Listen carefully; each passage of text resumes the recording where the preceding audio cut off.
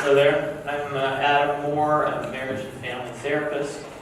So 25 years ago, I was born. No, I'm just kidding. I was 15. And I was a Boy Scout. And I remember I was working on my Citizenship in the World Merit Badge. And I remember thinking at the time, okay, Boy Scouts of America, I think we're getting a little overzealous here. I'm in California. I've got peers who are not entirely certain, and this is true, whether California is a city, state, or a country. And so maybe we need to tone it down here a little bit about being in the world here, because we're just trying to survive in our little town. But the world in the last 25 years has gotten a lot smaller. I don't know if you've noticed that. But I can wake up and before breakfast I can have communicated with somebody in Bulgaria and Japan. I can even see a picture of what they ate for breakfast if I want on social media. And so things have really changed dramatically. Now my role, what I do is I'm a therapist and I work with sexual addiction, pornography addiction.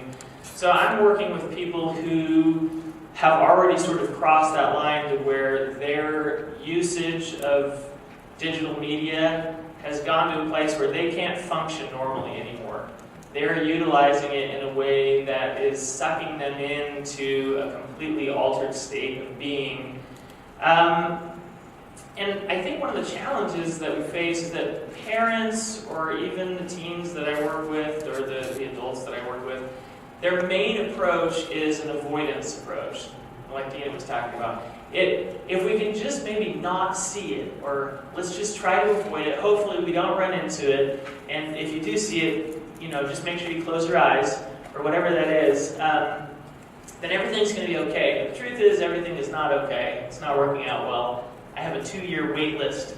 That's not a good sign for the level of problems that we're seeing. So I've noticed this in a counseling environment where people are coming in and they're going, okay, I'm just doing everything in my power to avoid. Avoidance is a really interesting approach because it gives people a false sense of success. Because as long as you're avoiding something, if that's your main goal, as long as you're avoiding it, even if you're avoiding it by accident, you feel successful. You feel like, oh, I'm doing such a good job at not doing that thing I'm not supposed to do.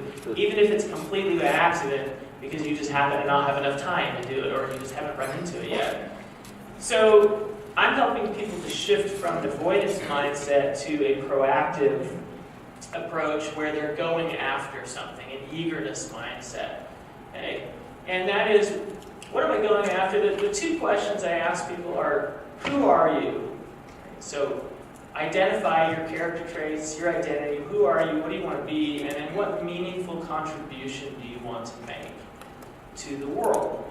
And again, it's legitimate now that you can make a meaningful contribution to the world from a small town in California, or a small town in Utah, or a small town in Nigeria, because we are all much more interconnected than we've ever been.